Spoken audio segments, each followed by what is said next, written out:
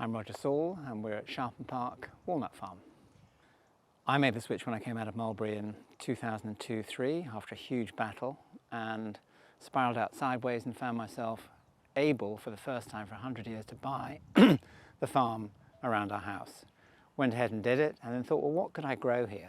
So I planted walnuts, I had Hebridean sheep, red deer, grew spelt, and enjoyed a lovely 20 years of organic farming, thinking that walnuts would come through pretty early. Planted 300 trees and thought perhaps 5 years. 15 years later, we got our first tiny harvest, and then now in the 21 year point, this year we've had about 2.5 tons gross, and last year we only had about half a ton or 3/4 of a ton. So it's a massive increase with this climate change. So you see this walnut inside its green husk. Green husk will turn your fingers very brown, so it stains, which means it's an ink, it's a dye, and would have been used in medieval times as one of the major forms of dyeing an ink. We harvest in mid-September to mid-October, depending on the climate and the weather and heat and cold.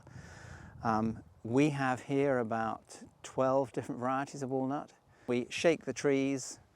We use this sweeper to catch the early ones, but we shake the trees like they do in cider orchards, and that they come raining down. But you can have them as wet walnuts when they're white and slightly bitter, and again that's an acquired taste and some people love them. You can make walnut oil.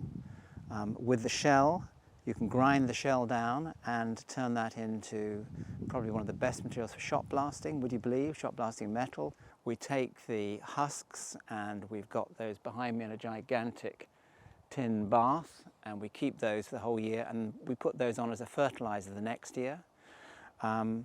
We're then starting to do with a company called ousted. They're making for me a walnut pesto and a walnut tapenade.